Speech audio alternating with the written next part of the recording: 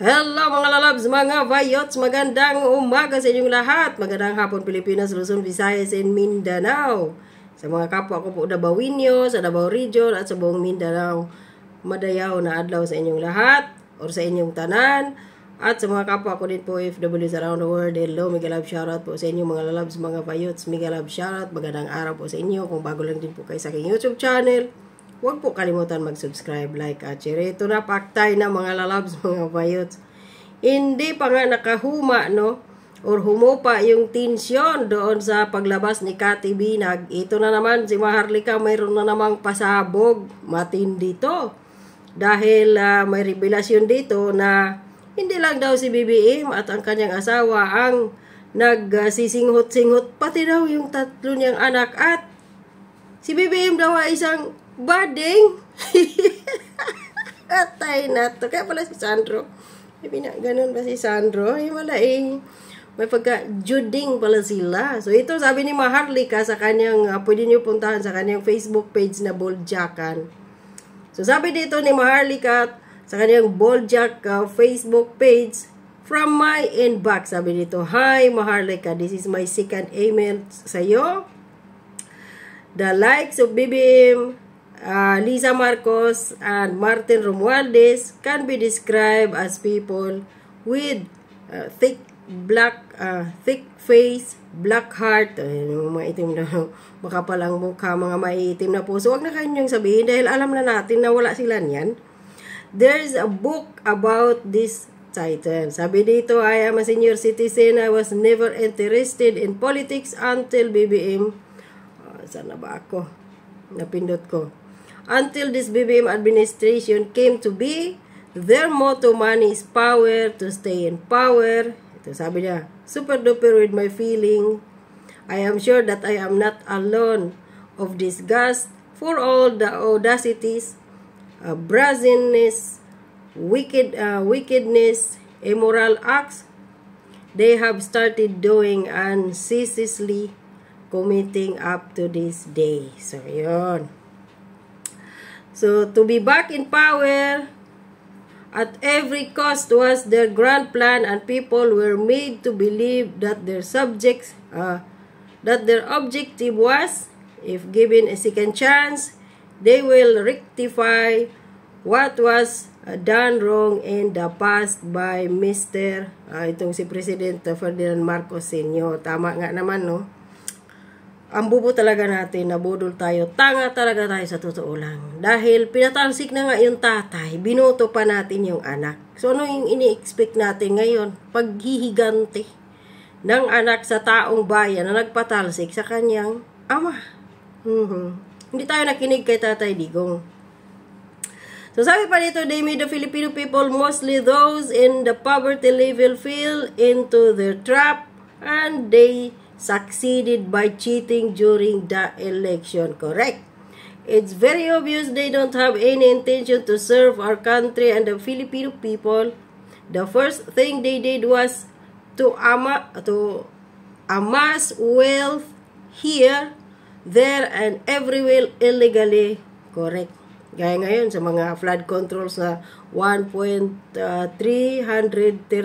trillion pesos na walang flood control, yung linggo-linggo na nanalo sa mga lottery, yung at kung saan-saan pa dyan sa Pugo na may tag 200 million di umano ang kinokolekta linggo-linggo, dyan sa custom, yung mga smugglers dyan, profiteers, malaki ang nakukolekta dyan ng kung sino mga animal, no, ng mga potragis na demonyo dyan sa Malacanang. So, kolekta sila ng kolekta, hindi naman nila madala yung pera sa kabilang buhay.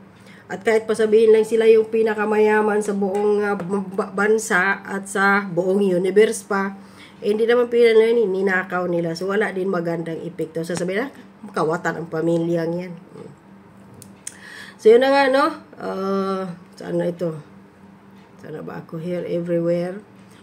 To silence all the people from all sectors of our society, most especially those government officials, justices, militaries, correct, hawak lahat to.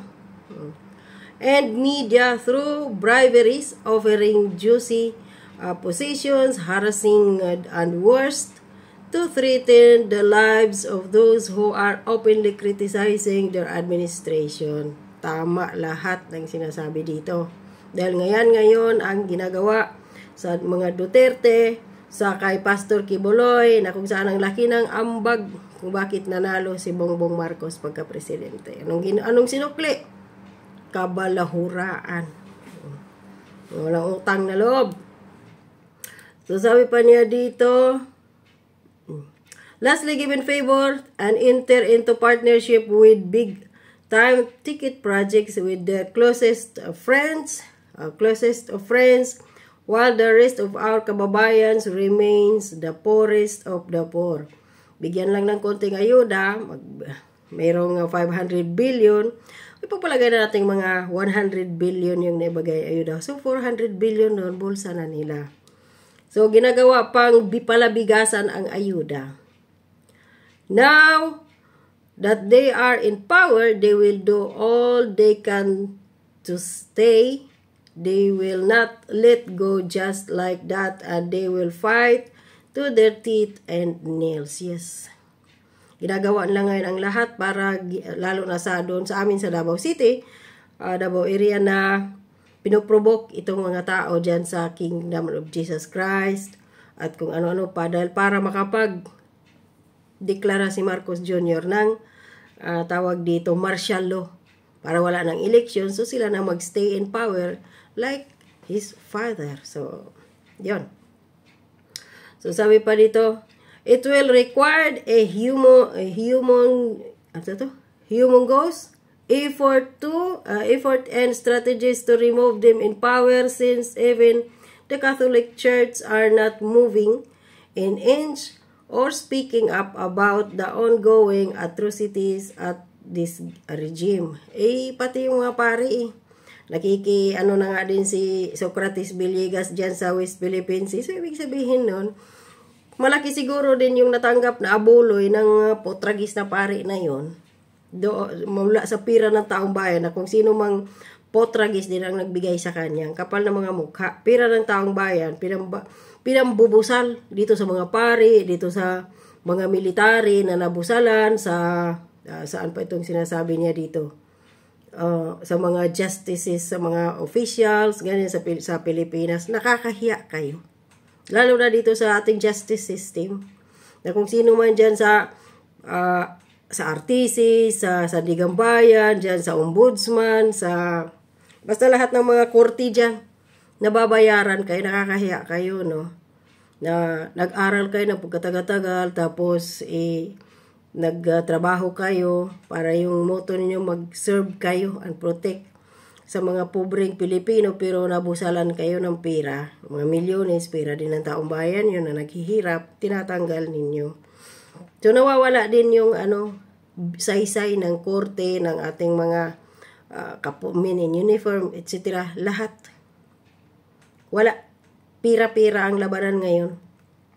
So sabi pa dito, suggestions. Sad to say, Filipino tends to easily forget, so they need to be constantly reminded, out of sight, out of mind. If somebody will just gather all the previous pictures, videos captured exposing the three personas of the wrongdoings, please continuously upload them with a caption, always be reminded, or don't forget, etc.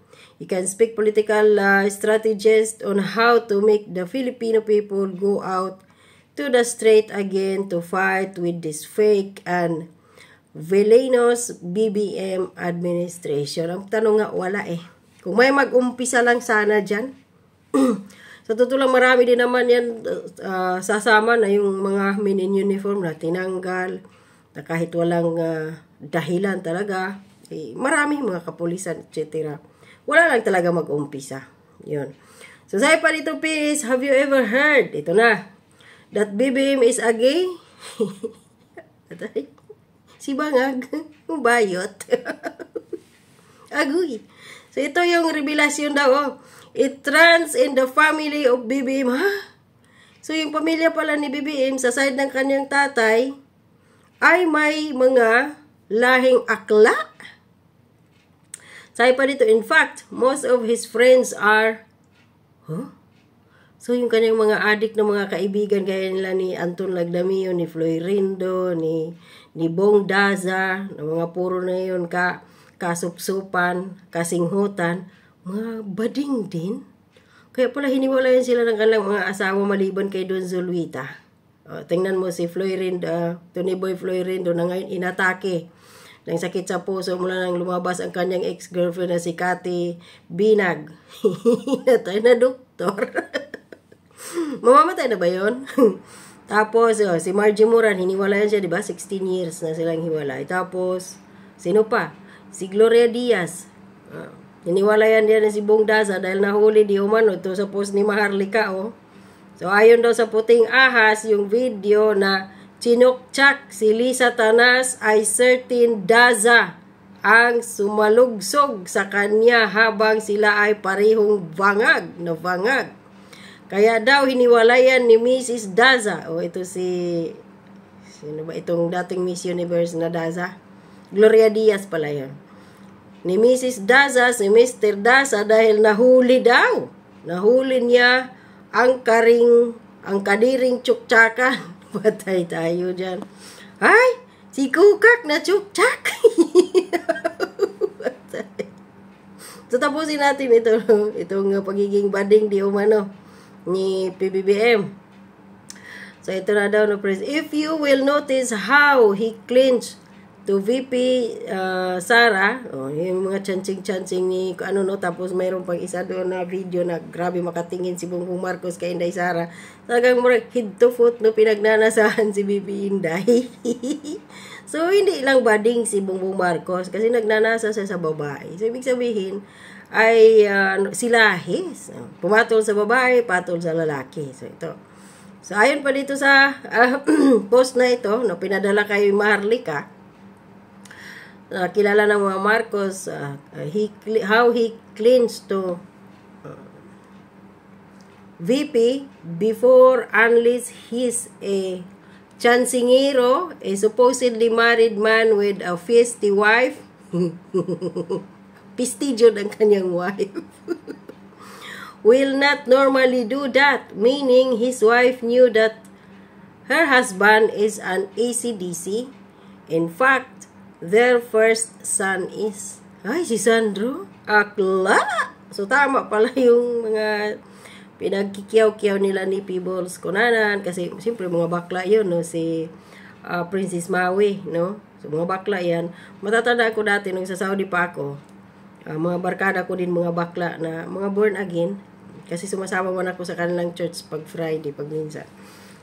So, pag punta kami sa balad, doon sa Jeddah, may mga Arabo doon, siyempre, nakasuot sila ng kanilang mga traditional na suot. Sabi pa ng mga kaibigan kong bakla, sila Lawrence, si GP, sila si Louie. Ay, naamoy ko mga kalahi namin. Sabi ko, paano alam? Alam ko ang amoy ng mga kalahi namin, yan. Tinuturo na yan, bading. Mamatsu, bading pala. Sino nga, no? So, dito balik tayo dito. Have you not wondered how his wife can get away with all the beatings that he got from her and how he's always kuto to her? His wife knew she can get away with everything she wants. Nakatali ang paa at kamay ni BBM because his wife knew all his secret. Sa bagay. So, di ba sa atin kapag malaman mong, halimbawa, kasal kayo, hindi mo alam na bakla yung asawa mo. Tapos, later na lang after ng wedding ninyo, ng mga honeymoon, hindi ka tinutsuk-tsak ng mister mo, tapos malaman mong bakla. Di ba pwede ka mag-file ng ng annulment, tapos mas madali na yung proseso niyan kapag sabihing bakla ang asawa. Bakit si Liza hindi nag-file? Dahil, siyempre, ang mga Marcos mapira, ganon. So, tiniis na yung pagiging bading ni Bongbong Marcos sa loob ng ilang taon. Nakatatlo pa sila ng anak. So, sabi pa dito, have you not wondered, sana ba ito? How his wife can get away with all the beatings that he got from her and, ito, nabasa ko na pala to. So, yun, no? Saan na ba ako ulit? Nakatala yung 4 kamay yun. Their portrayal as a perfect marriage are just for show. Parang nakikita natin na totoo to. Parang pakitang tao lang sila kasi maraming mga bisis na sinasabi ni Maharlika na kapag si Bongbong Marcos ay sunglass, that means na black ayan ni Liza, under disaya nga daw to si Bongbong Marcos. So parang malapit talaga dito sa katotohanan ang sinabi ng nagpadala nito kay Maharlika, no? So, pakitang tao ang kanilang kunwari ka-sweet sa camera, no? Anything about them, whatever they say or do, are all expect opposite of what they really are. Ayun pala, para asot po sa Tom and Jerry, para away ganyan pag sila lang, tapos pag nandiyan sa mga tao, hi, sweetheart, honey, kung ano ganyan yun. So his wife does not really care about him otherwise. She didn't act as his normal, as his moral compass. She is just waiting for her husband to die. Kaloka. Patay ka, Bongbong. Iniinantay lang pala ni Liza na mamatay ka at makuha niya lahat ng kayamanan. Saklap. Nagnakaw ka na nga lang sa taong bayan. Tapos na nakawin lang din ang asawa mo. Ay, nako po. So she's just waiting her husband to die, overdose, and continue to remain in power with Martin Romualdez. Oh? May relasyon ba si Kokak at si Martin Romualdez? Tanong lang naman to kasi ito yung sinasabi. Naghihintay lang daw si Liza Marcos na mamatay si Bongbong Marcos, ma-overdose sa kakasinghot ng kanyang pulboron at magpapatuloy, no? Sa kapangyarihan kasama si Martin Romualdez and pass it to her son, no, na si Sandro Marcos, and enrich herself, which she and her family were deprived of during her younger years, that made her insecure, especially with the Marcos, ano ba lagi kong napipindot, with the Marcos family who made her feel inferior. So, pati din pala itong pamilya ni BBM, Melda Marcos, Amy, ay hindi din pala magaganda ang mga ugali. Hindi magaganda ang pakikitungo kay Liza Marcos. It's all pure revenge for her to the Marcoses, no more, no less. Waiting for them to get out of power. Sana the soonest, the better. Let's keep our hope high. God bless our country and the Filipino people. So, yung nagpadala, concerned citizen, something ganyan. So, dito malalaman, no, mga lalabas, mga bites. At marami pa to, lalabas na mga revelasyon dito. Kaya si Maharlika, pinakasuhan na ni Kokak. Wala na Kokak, mayroon ka palang iskandalo, si Kokak, naturjak. Matay na tayo dito. Si Bangag Bayot. Ay, naku po, Diyos ka. Ano namang nangyari?